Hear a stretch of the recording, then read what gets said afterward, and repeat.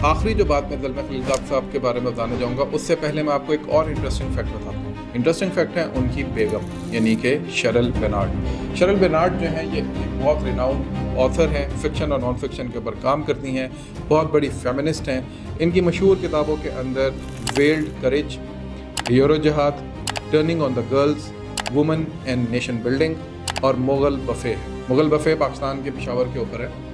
उसको जो लोग पाकिस्तान के अंदर उसको पढ़ना चाहें तो उसको जाके पढ़ सकते हैं। और उसके अलावा भी बहुत सारी जो किताबें हैं सारी की सारी पाकिस्तान और इस्लाम और इस तरह के जितने भी मामलात हैं अफगानिस्तान और पाकिस्तान से रिलेटेड उसको हिट करती हुई किताबें हैं। लेकिन इसमें सबसे इंपॉर्टेंट किताब या सबसे इंटरेस्टिंग किताब जो मुझे लगी वो वेल्ड करेज था। क्यों? क्योंकि वेल्ड करेज जो है ये बेसिकली स्टोरीज़ हैं। रवा RAWA एक ऑर्गेनाइजेशन है, उसके तहत उन्होंने ये बनाई। और उसका प्रीमाइज़ ये था कि रवा जो है उसकी जो ऑर्गेनाइजेशन से एसोसिएटेड ख़वातीन थी अफगानिस्तान के अंदर तालिबान के पहले दौर के अंदर, वो बुरके पहनकर तालिबान की जो एट्रॉसिटीज़ थी उनको वो फिल्म किया करती थी। फिल्म करने के बाद वो फिर दुनिया के सामने उनको लाया करती थी। और उनका ये कहना था कि अगर हम कभी भी पकड़े जाते या जो भी पकड़ा जाता था तो डेथ पेनल्टी मिलती थी।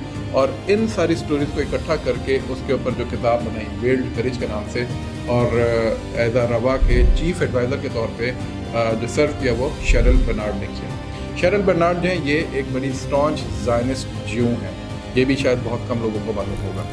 शरल बेनार्ड जो है इनके बारे में अगर आपको पता चले तो ये बेसिकली एक और इसी तरह का अफगानिस्तान के अंदर कैरेक्टर रहा है अशरफ गनी, जो कि पिछले रजीम के प्रेसिडेंट रहे थे। उनकी जो बेगम थी रोला सादे जो थी ये बेसिकली एक यूरोपियन लेबनीज जो ज़ायनिस्ट क्रिश्चियन हैं, ये वो हैं। तो ये बेसिकली जूडिज़म और क्रिश्चियनिज्म का जो एक हमें नज़र आता है न्यू कॉन्स के अंदर, ये बेसिकली उसी का सारा नेक्सस का हिस्सा है। अशरफ गनी उसकी बेगम, ज़ल्मा खलीलज़ाद उसकी बेगम, और फिर उसके बाद आप देखते हैं कि इनके जो पर्पसेस हैं इराक़ और अफगानिस्तान के अंदर वो क्या रहे हैं।